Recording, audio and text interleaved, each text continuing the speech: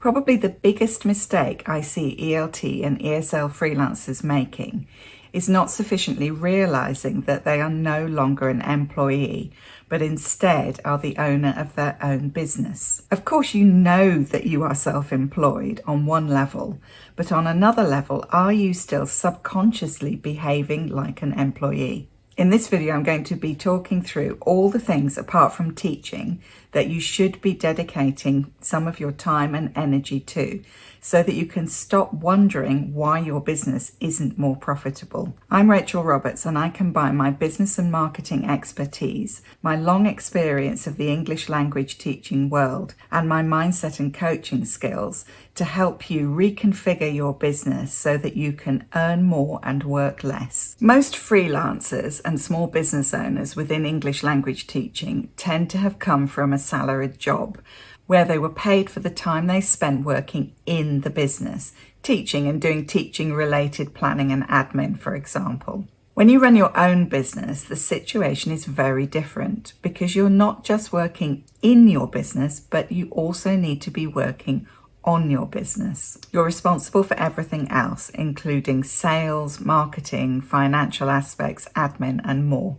All too often, these things are treated as kind of optional extras that you'll fit in on top of your working week.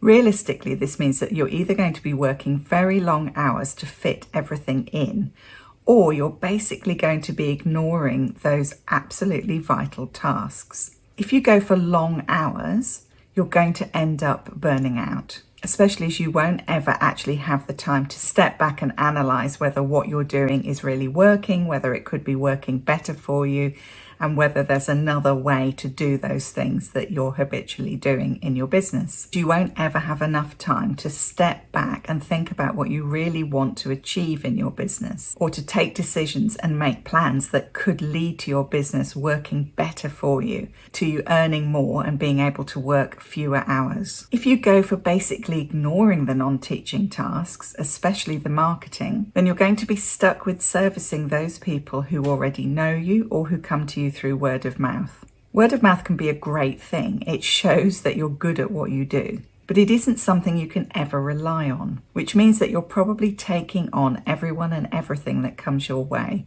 whether or not it's something that you really want to do, or something that pays well, or something that is at a time that's convenient for you. And that's why it often ends up leading to burnout. Being fully booked is not always a good thing.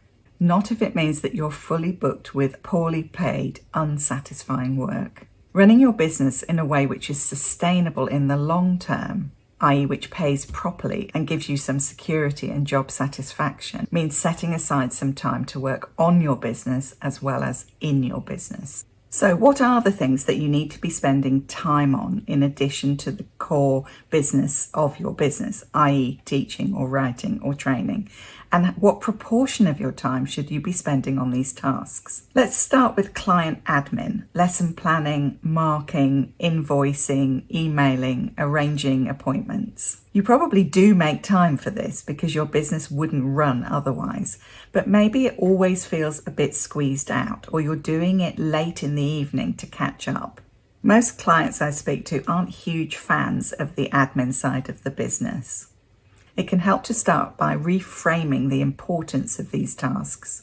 If you're a teacher, lesson planning and marking are actually a core part of the service you provide your clients.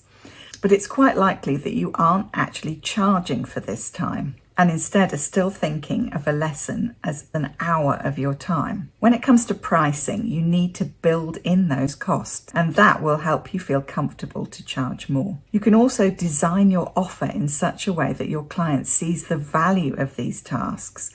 Rather than giving them homework that they're never actually going to do, you can build in specific self-study tasks that will help them to see the value of what they're doing and how that can add on to the face-to-face sessions that they're having with you. Designing a structure like this for your offer is part of what I do on my group program.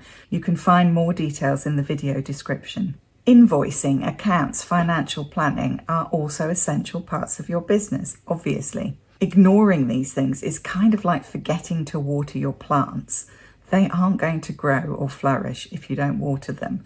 And your business isn't going to grow or flourish if you don't pay attention to the bottom line. When was the last time you reviewed your pricing? Check out my video on pricing. And last, but very much not least, client admin. Again, this is something which is often overlooked, but it's all part of the impression that you make on clients and how you help them to feel that they are paying for a top-notch premium service.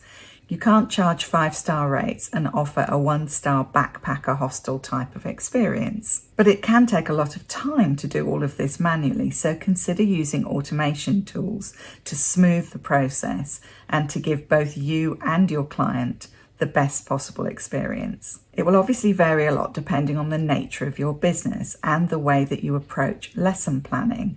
Depending on how you've set up your offer, there are certainly ways to reduce the amount of time that you spend on lesson planning. But as a very rough guide, I think you need to be setting aside about 20% of your time to focus on these kinds of administrative tasks. Then there's marketing. It's very hard to have a successful, reliable, sustainable business without good marketing. Yes, you can get clients by word of mouth, but as I discussed earlier, you have no control over this and whether or not it's going to dry up as a source. It's also likely to lead to you taking on too many clients or too much work at one time, or the wrong kinds of clients, or clients who just aren't really quite a good fit for you because you're never quite sure where the next work is coming from.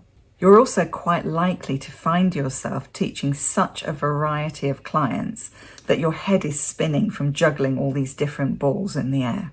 Variety can be good, but you can definitely have too much of a good thing. And you may well be undercharging because you're directly competing with other local teachers who are charging less. Marketing enables you to widen the pool within which you can find those clients and find better and better paying clients. But even when people realize the need for marketing, they often think that it's simply about posting on social media every so often. Now, don't get me wrong, social media is a great tool, and posting on social media can often get you some results. But again, it's not sustainable or consistent necessarily. For your marketing to be truly effective and reliable, you need a properly thought through marketing strategy where you're taking actions to build the right audience, to let them get to know you and trust you, to bring them to the point where they feel ready to work with you, and then to turn those leads into clients. All of that definitely takes time and consistency, and probably an investment in learning how to do these things in the most effective way. And it probably requires another 20% or so of your time. But if you want to create a business where you have a reliable and consistent stream of the right kinds of clients or work, it's an investment well worth making, in my opinion. And then you probably need another 5 to 10% of your time for planning and strategizing and looking ahead. Again, when we're really busy with our heads down in our work, when we have too many hours to work in our business, it's very difficult to be able to step back and decide whether what we're doing is actually really what we want to be doing, whether it's really working, and whether there isn't perhaps a better way of doing those things. If you never have time to step back and look at where you've been and where you're going, you're likely to stay stuck where you don't actually want to be. So that's maybe 50% of your working time allocated before you even get to the teaching or writing or training that you're doing as the core part of working in your business. If you've never thought about it this way before, it may now be becoming clear why you never find time for marketing and you find it difficult to fit in admin, or if you are doing all of those things, why you're completely exhausted and overwhelmed. And neither of those things are sustainable either for you or your business. If you're wondering how to make the maths work with the number of clients that you currently need to take on in order to make the income that you need, then the answer is quite simple, if not perhaps easy. You need to be charging enough to your clients to allow the time to work on your business as well as in your business. You can't see everything in terms of the cost of an hour of your time because there's so much more involved in running a successful business like this. It may mean that you need to cast your net a bit wider in terms of finding the right clients who are actually willing to pay that higher rate, but it's going to be well worth it. It's kind of a virtuous circle. As you start to see better results, you don't mind investing more time and money in getting those results, in learning how to structure your business to become more profitable, or to market better, or to run your business more efficiently, because you can see how that ultimately saves you time and money in the long run. Your business becomes more sustainable, and that's how you get to earn more and work less. If you'd like my help with that restructuring and learning, join my group program for ELT and ESL freelancers. You'll find more information in the video description.